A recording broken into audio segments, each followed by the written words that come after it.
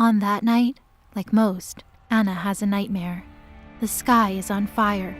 The dying sun burns its brightest before falling dark. A blood moon casts a crimson glow upon the streets. Buildings collapse and lifeless mortal bodies congest every end of every road. A symphony of screams, clashing metal, and tearing flesh roars out. Anna sees this torn-up world from a bird's-eye view. She hears the beating of wings behind her, but she can't turn her head to look at them. Her gaze is a slave to the dream. It's like she's on a rail, forced to look in whatever direction the dream dictates. Every now and then, she sees something so cruel her stomach twists. She wants to close her eyes, but can't. This recurring dream offers only slight variations, brief flashes of new horrors, a shift in trajectory, but this wasteland of a world never truly changes. And in the end, Anna always finds herself face to face with the same person. A winged queen stands amidst the war-torn streets. She's beautiful, with hair like fresh blood and crude jagged horns sprouting from the sides of her head like a crown. Dark plumage tousles around her neck, and the world goes a little crazier. People, what's left of them, fill the streets just to fight, hatred without discrimination. Siblings murder siblings, parents drown their children, friends, families, lovers. No bond can overcome the rage she induces. The worst part of all is how proud the woman looks. Hands park on her waist, and her crimson eyes survey the area as though admiring her handiwork. Unable to take it any longer, Anna cries out, but she doesn't hear herself. Instead, she hears another voice, one brimming with confidence and warmth. I can't let you hurt anyone else. The red-haired woman scowls up towards Anna's point of view. Still trying to resist? Fine. I'll just dig deeper and draw out the worst parts of you. You don't have to do this. You don't have to be this. Anna flies at the queen. Prepared, the queen throws up her arms, sending a barrage of sharpened feathers firing at Anna. By no choice of her own, Anna avoids the attacks and comes face to face with the Harpy Queen. There's no hesitation between either of them. The queen attacks and Anna retaliates with an embrace. As their chests collide, they're consumed by a flash of red, white, and pink. A whirlwind of black and white feathers build between the two, overtaking Anna's vision. At last, she feels at peace again. Anna's eyes flutter open, and she finds herself back in her room. No streetlights or cars, just unfinished drywall and cobwebbed corners. As she gets out of bed, she knocks over some of her plushies. Anna yawns and reaches for her favorite, a frog with cat ears sewn onto it. Come here, Rachel. She stops at Rachel's ear when she notices that instead of hands, she has wings. It wasn't just her arms either. One look down and she finds her legs were like talons and her tail was much larger than before. Natural as it feels, there aren't as many benefits to being a harpy when living in an apartment too small for your wingspan. Lost shape in my sleep again. Let's fix that, Anna says, spreading her wings best she could. Anna shakes out her limbs and sheds her black feathers. Instead of falling to the ground, the feathers come together and form a plaid dress that falls over Anna's form.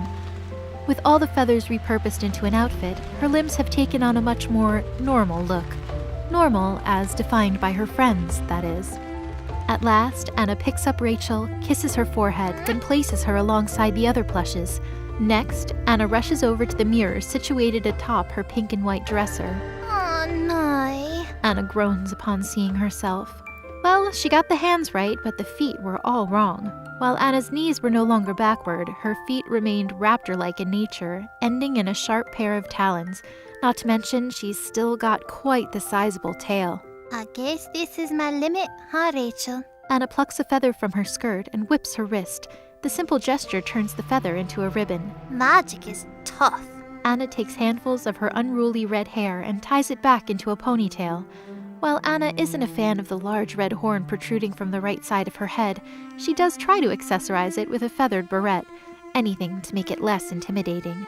There. Well, Anna spins towards her bed and curtsies for her plushies. what'd you guys think? Anna crosses her arms and frowns. Oh, ever the critic, aren't we, Frederick? Well, I certainly wasn't asking you. Katrina is much more suited for this kind of thing. Oh, Rachel, but you're the kindest of all. I do think the ponytail makes me look grown up. Oh, what? Why would I expect him to notice something like this? That isn't anything special. I guess maybe it's a bit different. But I'm not exactly doing it for him, so... Short steps carry Anna over to her window, where she opens the curtains, letting the sunlight spill in. She stares out at empty streets devoid of life and populated with debris. Vegetation seeps out of dilapidated buildings, overgrowth so bad that Anna could climb between buildings via a bridge of solid bark. A world ripped apart by battle, a reality where whatever war she'd seen in her dream had ended long ago. Last night's dream was so different. I actually tried fighting her. It's a shame I woke up. I don't even know if I won or not. Anna presses her forehead against the dirty windows. Obviously not. But still, I wonder if something like that could have prevented this.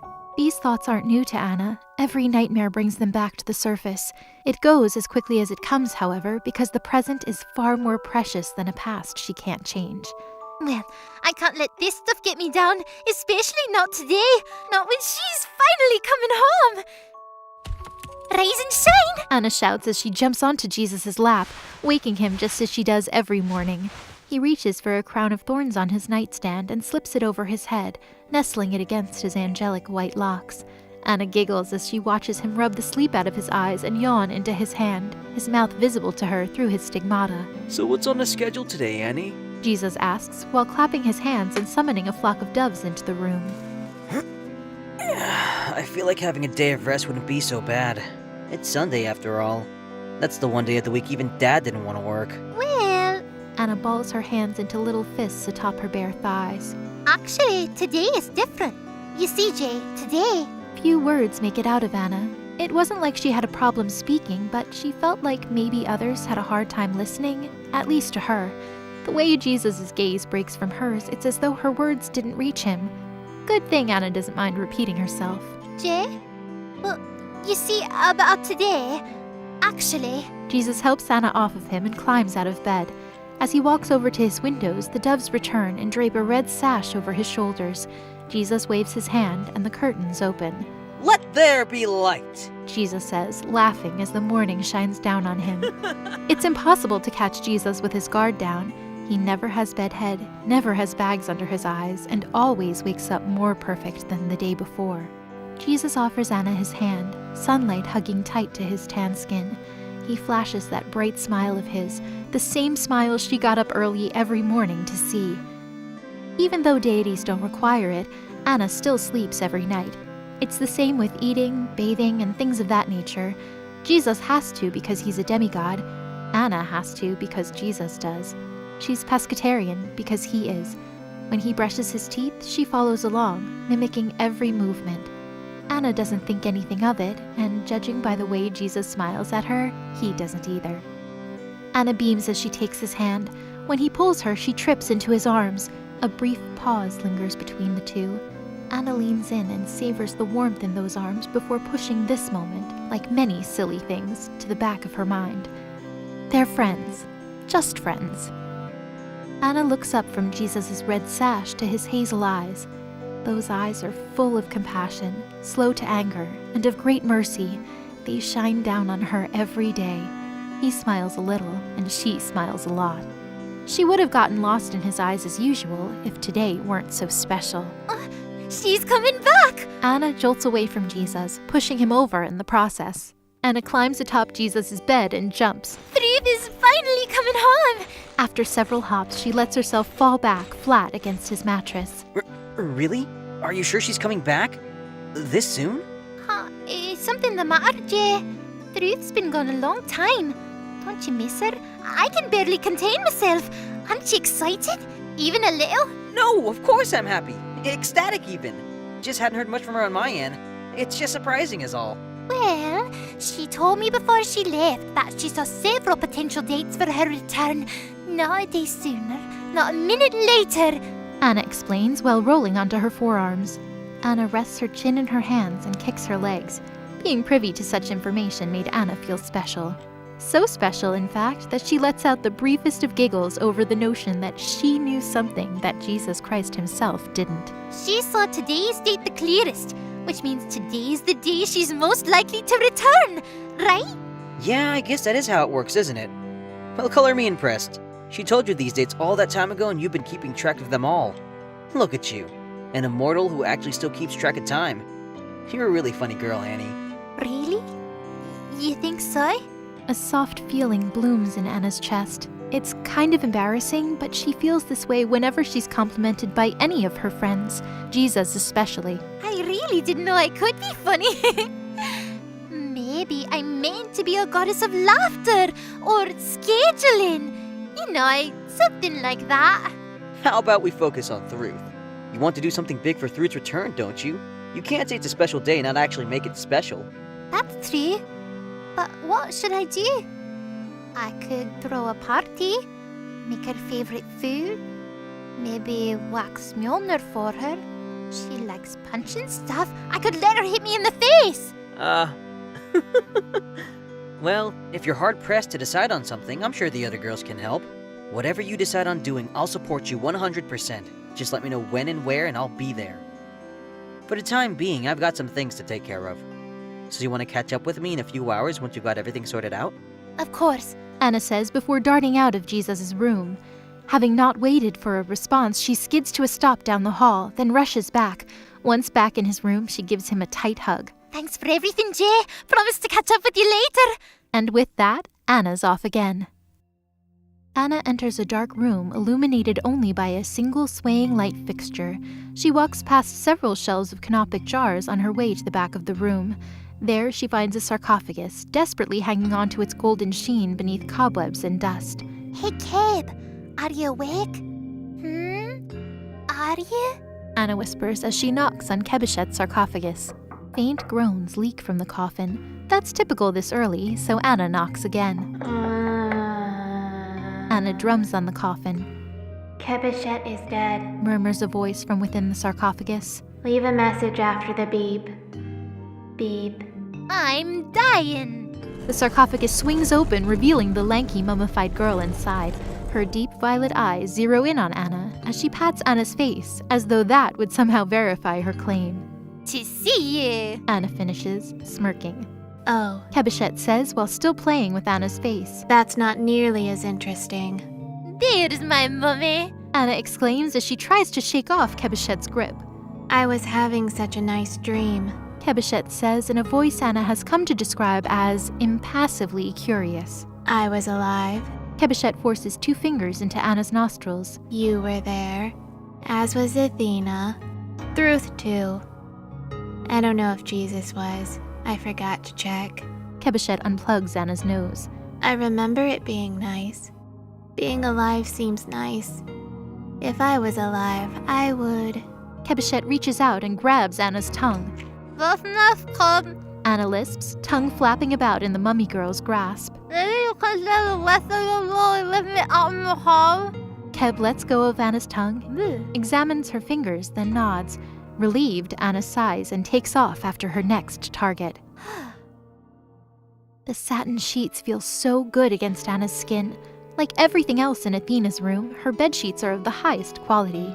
Anna can't help but take in all of the remnants of high life kept alive by Athena's sense of style. From a small, perfectly symmetrical coffee table to the stylized lamp that curves up along beige walls. All kinds of weaponry decorate her walls, ranging from spears to swords and shields, all gloriously shown off in a very neat pattern. Of all the rooms in the apartment, Athena's is easily the most furnished. Whenever Anna enters this apartment, she feels like she stepped through a time warp back to the mortal age. Befitting of such a room, its owner is a goddess among goddesses. Athena sits, legs crossed in the center of her bed, a large map sprawled over her lap. She alternates between sipping tea and eating grapes from a vine, never once breaking from her concentration on that map. Even while fixated on what Anna imagines is an important task, Athena remains beautiful. Her plush lips part in soft breaths when she whispers calculations to herself. Her large bust rises and falls in kind, sometimes faster when she's onto something that interests her. When there are no more grapes to eat, she starts fishing through her lengthy violet hair. Anna peeks over Athena's shoulder and tries to make sense of all the tally marks and chicken scratches. Wait, was that her name written there? What's it say next to it? Prone to emotional outbursts? Naive? Inadequate shape-shifting capabilities? Anna whispers, squinting to read the last part. Liability? Oh! Athena shouts, startling Anna. The prolonged groan lasts as Athena arches her back, pushing her chest further out, belying her age. Anna covers herself, feeling inadequate about more than just her shape-shifting. Dead! Athena says as she falls back onto her sheets. We're all dead! Again! What? Anna climbs atop Athena. What? You! She points. When did you get here? Me? Anna points to herself. I've been here the whole time. That? Athena stops, taps her chin, nods. That makes sense. Sorry, Anna. I was running a combat scenario. We're woefully unprepared for a siege. A siege? What? Does that happen? No, Athena says, prodding Anna's forehead. But it could. So I should be prepared. Jesus doesn't shy away from advertising this domain as a safe haven for survivors who can't fend for themselves. I know! Isn't it great? No, Athena says, prodding Anna's forehead again before hopping out of bed. It's bad. Very bad. We're like sitting ducks. Any upstart with a war god or two could steamroll right through us. Good thing the Bifrost is down, otherwise we'd have to worry about armies from all over moving in on us like a divine smorgasbord. Athena looks at her grapevine and frowns. Anna, you ate all my grapes. That's rude. Ask next time. But I didn't. Anna's cut off, having not expected Athena to take off her nightgown and let it fall to the ground. She looks away while Athena gets dressed. Ugh, thinking makes me sweaty. You know how it is. I think. No, I don't really. Think? Of course you do, Anna. Everyone does. Don't be so hard on yourself. Yeah. Anna says, looking away. I mean, I'm not the one who said I was inadequate. Room for improvement! Athena skips over and takes Anna's hand. The older godling pulls Anna into an embrace and spins. That's what I'm here for! To serve as an example, so that you might someday become a goddess of wisdom! Did someone say dead? Kebishet asks, entering the room. Dropping Anna to the floor, Athena snarls. You! She stomps up to Kebishet. You cost us the battle today. There's got to be something else you can do. Anything, really. Communicate with me during training. If I know what you can do, I can better utilize you on the battlefield. Did someone say dead? I'm surrounded by idiots. Athena glances at Anna. Sorry, simpletons. Let's just talk in the hallway. Meet you guys out there. Anna says, needing 2 seconds to remember why she was so happy earlier. Kebishet and Athena both shuffle out of the room, and while Athena still looks upset, she does try to engage Kebishet. Oh my. Look who finally decided to join us in the land of the living. You look rotund this morning, Athena. You're inscrutable as always, my dear. I believe the word you meant to use was robust. No. Kebishet says while staring at Athena with inexpressive violet eyes. Oh, just kiss already. Anna mutters before clearing her throat. So I know I kinda just barged into your rooms, but it's actually for a really good reason. Whose idea was it to give Anna keys to our apartments? With our muscle gone, we have to take extra precautions. I would have fancied a touch more time under. How deep were you buried? Her green dreadlocked hair looks as though it slithers when she shuffles across the floor. She gets so close to Athena that their noses touch. Why do you choose to be the way you are? Anyway, we'll talk breaking and entering later. I'll apologize to Jesus and get that all squared away. But right now, I've got some really great news to announce. You're actually dying. You're morbid. Thank you. Anna claps, getting both girls to look at her in time for her to exclaim, Ruth is coming home! Oh dear. By chance, could you have told us this any earlier, Anna? Must you always be so impulsive? I mean, Anna laughs and plays with her bangs. it's not like I tried to be. Well, there's no helping it now. I was hoping she'd be back soon, but this is a bit sudden. Whatever shall I do? I haven't come up with any surefire strategies for safeguarding the complex. I'm happy that you say that, Athena. I was actually hoping we could all put our heads together and figure out the best way to welcome her back. I'll handle embalming. Once our brains are together, which body should we put them in? I nominate Athena's, because she's so robust. This is embarrassing, Athena says, ignoring Kebishet. I hope my skills haven't atrophied much in her absence.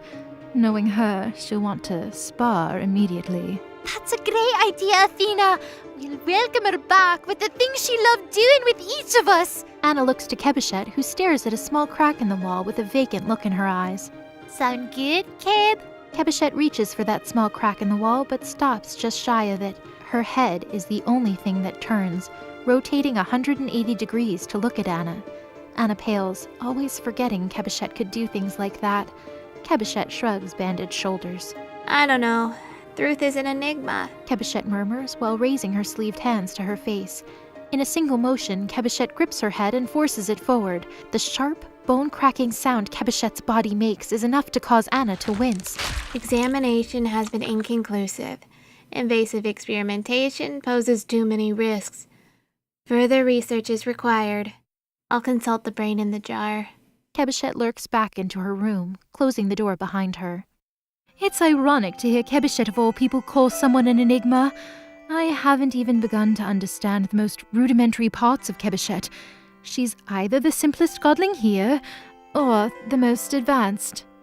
Yeah, Keb's silly. That's a way to put it. The girls share a laugh, and Athena looks down at Anna, smiles, and then looks off towards Thruth's room. I'm surprised we managed without her. She's accomplished so much here. I'm jealous. If I could see like her, then I'd probably have this apartment fortified for any possible threat. Not even the archangels would be able to break down our front door. That's all right, Athena. Anna puts a hand on Athena's back. Why don't the two of you just work on defense measures together? Anna doesn't understand Athena's obsession with turning their apartment complex into a stronghold, given there's never been so much as a solicitor on their doorstep. My relationship with Thruth is a tad more complicated than that.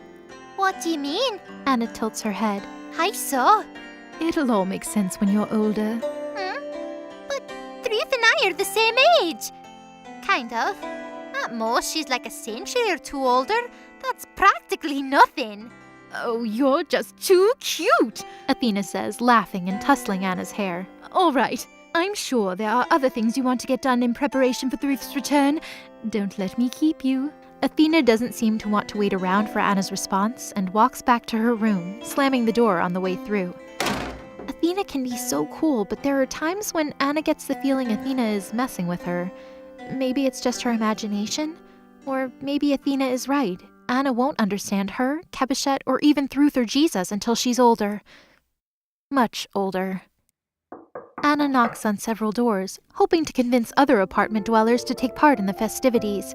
She clears her throat, puts on the widest smile she can muster, and tries her best to speak pleasantly with whomever she meets. Anna knocks on the first door and waits. Quetzalcoatl, a large winged serpent, opens the door and slithers out. Beaming, Anna throws out her arms. I know it's sudden. He slams the door in her face, but Anna doesn't give up and tries another person. But maybe you can consider... Another door slams in front of Anna. Third time's the charm, right? Come into Thruth's party. Like so many doors before it, this one slams in Anna's face too. Defeated, the godling makes her way down the hall. As she walks, she takes note of things she was too excited to notice earlier. The broken windows, the stained walls, the tears in the carpeting, signs that this place lacks the permanency of a home. No one cares enough about upkeep, and there isn't anyone managing it. Everyone just moved into the one standing structure that looked like it could hold them. Anna stops by one of the many smudged windows.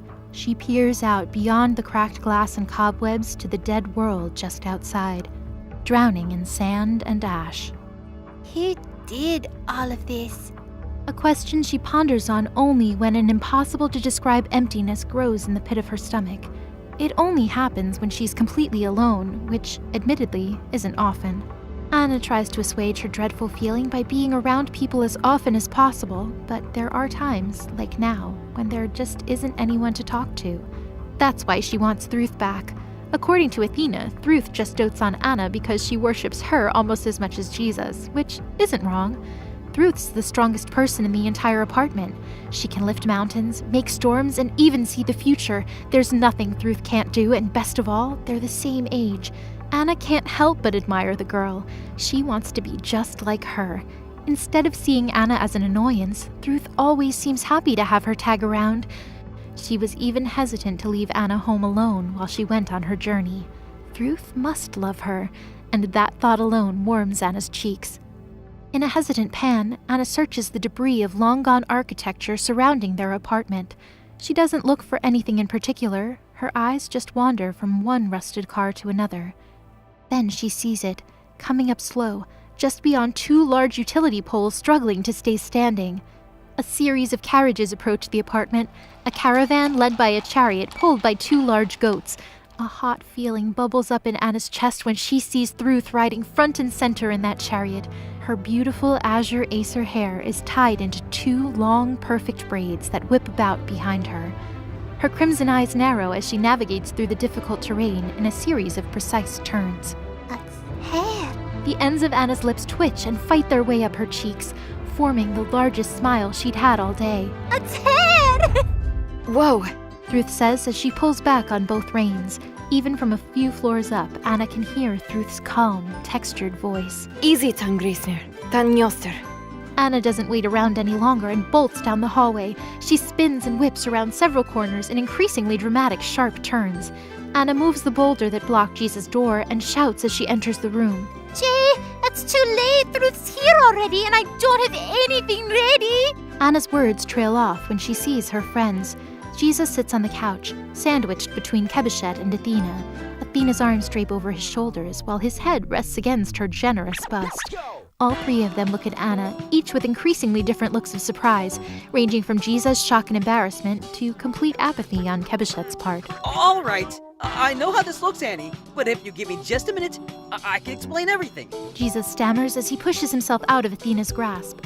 What it looks like is Kebeshet sprawled over the couch arm with her head nuzzled against Jesus' crotch. It looks like Jesus tries to crawl away, but his attempt lands a hand on one of Athena's thighs. A deep mewl erupts from Athena, and she turns her reddened face away. Doing this in front of Anna. And here I thought you were supposed to be the one without sin. You really shouldn't take advantage of us virgin goddesses, you know. It doesn't help that one of Athena's arms wrap around Jesus, forcing him back into her even more. So technically, it is exactly what it looks like. This isn't the first time Anna has seen something like this. There are occasions, many in fact, when it seems like the other girls are vying for Jesus' attention, usually showing itself by flirting or awkward moments like this, where Jesus assures her it isn't what it looks like. A long time ago, such a sight would have troubled Anna, made her feel like she might lose Jesus to someone else. But he isn't hers, so why should that matter? Athena and Kebeshet crowd Anna, leaving Jesus to fall off the couch. Oh no, sweetie, don't cry, Athena coos, wiping Anna's tears away and alerting Anna that she herself was crying. I was just trying to convince Jesus to share a bit of his divinity with me is all. Then I could help fortify this domain with my own magic. I never intended to go any further. I take being a virgin goddess very seriously. I wanted to sleep. His lap looked very comfortable. That doesn't mean you can do that, Keb. Jesus says as he stands up and dusts himself off. You can't just assume you have my consent because we're friends. Oh, Kebeshet nods. I don't mind any of Anna motions to Athena, Jesus, and Kebeshet. that. I'm just upset because, Thruth is home. yeah. Anna says, wiping her eyes. Yeah? She looks over her shoulders and warmth rises in her cheeks. A couple of teenage girls assault their landlord while a crying little girl watches, Thruth says, undoing her oversized metal gauntlets. giving me the authentic Acer welcome, huh, guys? Uh-oh. Jesus says, stepping forward. It isn't what it looks like. She tosses the large gauntlets at Jesus. Ow! He catches them but ends up laid out on his back, unable to move. Thruth tilts her head in Anna's direction and her beautiful braids follow. Thanks, Anna. Thanks. Anna blinks and looks around. For what? I didn't get anything ready in time. Yeah, but there were like 100 possible features where you did. Thruth unties her belt and it falls to the ground where it surges with electricity. So, again, thanks. Appreciate all the effort. Anna pauses, thinks, and ends up smiling. She's so proud of her alternate future selves. Also, my condolences, everyone. Thruth says, hopping onto the couch and kicking up her feet. There were 5 features where you all managed to kill one another right before I walked in. Aw, we were so close. Athena plops down next to Thruth. They look at one another. Athena inhales and then goes to speak, but Thruth raises a finger. It's okay, Athena. I didn't foresee you figuring anything out while I was away. Thruth says, causing Athena to pout. It's fine, though. There's only like a 5% chance of someone attacking. And if they do, well, you've got me. So really, what's the worst that could happen? I don't know, Athena says, crossing her arms. We could all die. Cabochette glances over and Thruth points at her. No. Anna skips over and goes to sit when Thruth shifts her leg so that her foot is right where Anna's bum was supposed to be. You're right, Anna. I am so cool. Thruth says, eyeing Anna with a grin as she finishes the girl's thought for her. So cool that you're gonna fetch my things from the chariots. There might be a souvenir with your name on it. Really? Athena says, raising an eyebrow. She studies Thruth's face for a moment. I wish you wouldn't lie just to get the outcomes you want. And I wish your butt wasn't so big. Thruth plays with the spark between her fingertips. It trails from one digit to the next before zipping over to Athena, causing the older girl to jolt from her seat. I'm parched. Bring your girl some mead, would ya? Milk. Got it, Athena says, walking away and rubbing her backside. Don't you dare bring me any mumka. I'm a big, strong girl now. I want mead. Thruth sits up and shakes her fist, then falls back when Athena leaves the room. She's gonna bring me a milk. I'll go grab your things, Thruth. Anna says, nearing the door. Save all the cool stories for me. No promises. Thruth says with a wink. Now hurry. The sooner you go, the sooner I get my stuff. Anna leaves the room with a bright smile and a tingle in her chest. The further down the hall Anna gets, the more distant her friends' voices become. The last thing she could still make out was Jesus asking about the bridges, rainbows, dwarves, and construction. About 10 minutes later, Anna returns to Jesus' floor with Thruth's things in tow. It isn't long before she can hear her friends' voices again. They reach her, almost beckoning her and causing her to sprint towards the room. The closer she gets, the clearer the voices become. You two are really getting married, huh? You're still both so young. Mortals hundreds of times younger than us were married off all the time if that's what was best for their families.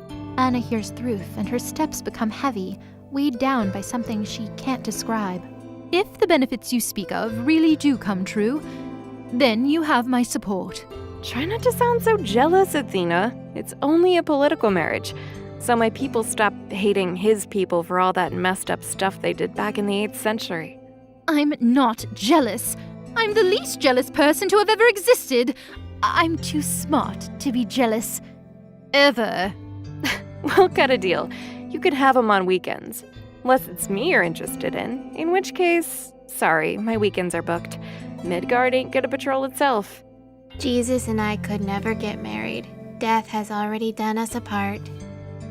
You told her, right? Anna hears Thruth's voice again and holds her breath. It's not cool making Anna the last person to know.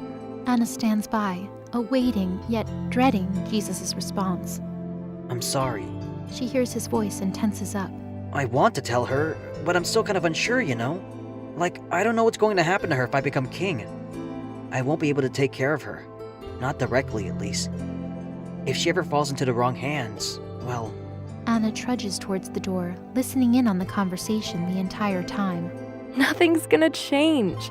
We'll have an easier time protecting her as king and queen of the cosmos, trust me. Anna's so much more than a series of outcomes, so please be your annoying, optimistic self again. You're right. If you saw it, then it's gotta be true. Us being together like this is gonna be the best thing for the Nine Realms. Anna stops in the doorway, just in time to watch Thruth and Jesus embrace one another.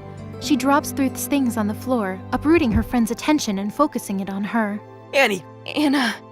Anna kneads at her skirt while trying to smile, but she's sure she doesn't look happy in the least.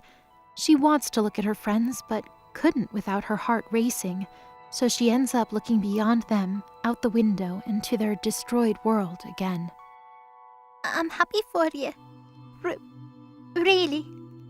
Let me help in any way I can. As soon as those words pass Anna's lips, she turns away. Excuse me? She hurries off down the hall. Anna runs as fast as her little legs will take her. Her gaze can't stay up and melts to the ground, watching as that terrible, patchy floor rushes by. As she turns, her eyes flit to those cracked windows, where darkness eats the sky's light. She shakes her head and grits her teeth. In one motion, she leaps and transforms from a girl into a crow. She flies up the stairs and doesn't transform back until she reaches her room. Her hand falls on her doorknob and she stops long enough to choke back tears. The worst part is she can't tell why she's crying. Shouldn't she be happier? Her two favorite people are going to be together, and from the sound of it, they're going to do a lot of good for the world. Anna trusts Ruth and her visions more than anything, so why did it make her feel this way all of a sudden? When Anna enters her room, she finds it's a complete wreck. Tables are flipped over, pillows and blankets are scattered or in shreds, and her fridge had been rummaged through and left open. Her gaze travels from her fridge over to the nearest window, where she finds her culprit. With a foot propped on the windowsill and her hands tight around a pillowcase, presumably filled with food, the intruder rears back and sees Anna. The live figure alone suggests that she's a girl of similar age and build to Anna. She wears a mask that's fashioned to look like a crow, or maybe a raven. There are red Gaelic markings etched throughout the black feathered mask. Dark plumage feeds from the back of the mask into a fur cloak hood that rides down her back. A changeling? You copied me without even getting a look at my face? Impressive. But you got the hair all wrong. She takes off the mask to reveal a face Anna is all too familiar with.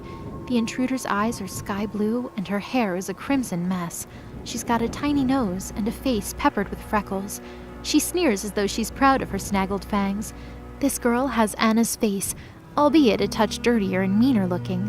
Having to do the next part to myself is gonna be strange.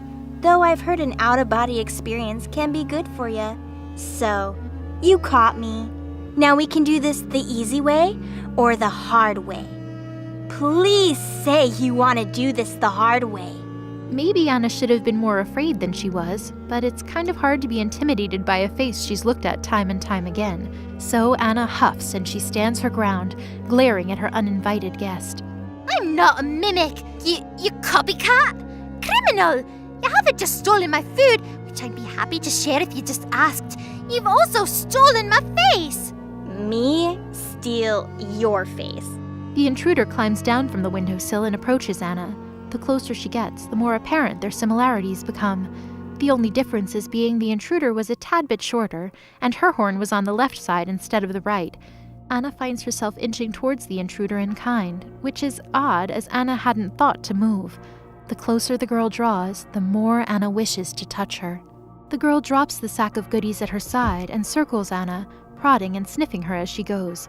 With every touch, Anna lets out a small sigh, as though she's applying a salve to something inflamed inside Anna. Just being around this girl, despite the circumstances, is calming. The emptiness that Anna felt earlier, when she was all alone, at this moment she feels the exact opposite. The other Anna laughs, baring her little fangs once more. So this is what you really look like, huh? I was sure you were a doppelganger, maybe a changeling or mimic or something. But you're the real deal. Another me. You can feel it too, can't ya? It's like we're drawn to one another. Another me? I guess it wasn't a coincidence coming to this apartment. I knew something was drawing me in. The intruder claps. So I might as well ask since I'm here. And you're another me. So you'll be more than willing to cooperate, right? The intruder walks over and flips one of the overturned tables so that she can climb onto it. Black plumage sways across the girl's collar as she moves. She crosses her arms and looks down at Anna with a haughty smirk. From this moment forth, you will give yourself to me. The divinity coursing through you, the magic brimming within your ichor will be as though it's my own. You will swear your fealty to me, Morrigan, the Phantom Queen. Anna's eyes widen, her lips part, and she feels her feathers tremble. That doesn't make any sense. Because I'm Morgan. I'm the Phantom Queen. There's a brief bit of silence before the other Morrigan hops off the table. Of course. If you're calling yourself Morgan, then you're even more like me than I thought. The intruder grabs the pillowcase of stolen goodies and walks to the window. Once she's got one leg through the window, she glances back and offers a hand to Anna.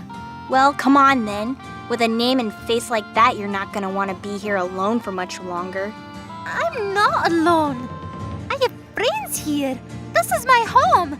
Why would I go anywhere with someone I don't know? You don't get it. Morgan is always alone. What are you talking about? If you were Morgan, you'd understand. But Morgan or not, you're in for a rude awakening. This domain is too good to pass up, so best believe I'll be back for it. By then, maybe you'll have figured out the weight of that name. Anna runs up and grabs a hold of the girl, preventing her from jumping out of the window. Pathetic! Let go of me, poser! By now, Anna's face is brushing up against the black feathers around her other self's collar. The texture and color of the feathers is a perfect match for the ones that made up her skirt. Those feathers start ruffling, tickling Anna's cheeks. Hey, stop struggling! Talk to me for a second. What do you mean, lookalike? You said you felt it too, didn't you? Our closeness. I am Morgan. Jesus told me never to use that name, so I don't. He says it makes people really sad. Why would anyone want to use a name that upsets other people? You can't be the Phantom Queen. Just listen to the way you talk. The little girl claws at Anna's head. Eventually, she resorts to biting Anna's wrist. Anna screams before biting the girl right back on her shoulder, causing her to belt out a shriek of her own. Ow! You're a real idiot. You know that? The world is ripe for picking. The Phantom Queen is dead, but more importantly, everyone still fears her. This is the best opportunity to stage a comeback. Why do you think people are afraid of me? Not you, the Phantom Queen, the one who destroyed the world. Anna's grip on the girl loosens, giving her enough wiggle room she needs to escape. The news leaves Anna floored. So her namesake was responsible for the world that surrounded her? Was she involved in such a thing? Or did she just share her name with a complete monster? Is the monster who haunts her dreams the Phantom Queen? Is that her? Is that who she really is? There's a knock at the door. Annie, we need to talk. Anna hears Jesus' voice. The door opens and their eyes meet. There's so much I need to tell you. Jesus' words and footsteps ease to a stop. She's sure it's the look in her eyes that shackles him. Though they still hold each other's gaze for some time, his sight soon tilts towards the look-alike. A veil of uncertainty washes over Jesus' face. Christ wearing that expression leaves Anna with an uncanny feeling. Jesus. Annie? This the owner? 'Cause if so, I've got business with him. Like every day of her life up until now, Anna searches Jesus for answers. Her attention only falters when the wall to Jesus' right ripples. Such an impossible sight pales Anna's face. She points and tries to speak when that wavelet becomes a tear. Through that split, she sees stardust. Dark, murky-looking water oozes from the crease, staining the floor in a transparent black sludge. The little girl's body language changes. She climbs down from the window and takes a defensive stance in front of Anna, her plumage standing on end. Of course, Anna notices the act but wonders why. From the hole in space-time comes a woman made of white. With cold eyes, she casts her sight on Jesus. A scythe appears in her skeletal hands. One long, bony finger reaches up from beneath the woman's white robes and presses against her pursed, pale lips. Jesus doesn't seem to notice the woman looming over him. Shh. Children are to be seen, not heard. The woman's voice is awful, cold, dead, and crawls from her mouth like something reaching out of a grave. Anna wants to scream, but her voice can't reach him. In fact, in this woman's presence, she can't hear herself, or anything else for that matter. Panicking, Anna flails her arms, trying to get Jesus to turn around. When Jesus doesn't immediately look away, Anna steps forward, pushing her twin aside and lunges towards Jesus. In one simple, clean, and careless motion, The woman's scythe pierces his chest. Red fills the air, but not a bit of it touches the chilling white, nor stains her perfect blade. The first sound to pierce the magical silence is a soft gasp passing Jesus' lips. The woman of white sinks back into her little ripple, as though she were never there to begin with. Red soaks through his white robes until they match his sash. Jesus reaches up, touches the red, then pulls his hand back to examine his bloodied fingers. His glance slowly, painfully slowly, eases in Anna's direction whilst he falls to his knees. Before he can fall any further, Anna is there to catch him. A froth of feeling is thick in her throat. There's bile, and sadness, and love, and all these unsaid things that want to erupt forth at that moment, but something else beats them down. Some undeniable, unexplainable feeling that says, this can't be it, that this can't happen. Blood eagerly escapes the sides of his lips and drips down along his twitching chin. Like dead weight, Anna doesn't move. She sits there beside Jesus, cradling him. Annie. Despite the blood filling his mouth and the life leaving his form, Jesus musters a word. Shaking, one of his hands reach up towards her, and she's quick to grab hold of it. She should tell him not to speak. That's what you say to someone bleeding out, right? Where's Athena? Where's Kebeshet? Where's Thruth? Didn't she know this was going to happen? Didn't she see this coming? Did she let it happen? Why would she let Jesus... What do you say to someone who's dying? How do you keep them from dying? What should she do? Good. That last word hits Anna, and she gives up. Her body, limp and weak like his, is pulled up by the other girl. Final fleeting looks are paid to her savior as she parts with his passing body. Anna can't scream. Her eyes remain fixated on Jesus's. Her tearful gaze gets lost in his dying hazel hues. Those eyes that were full of compassion, slow to anger, and of great mercy, that shine down on her every day, dim. He cries a little, and she cries a lot.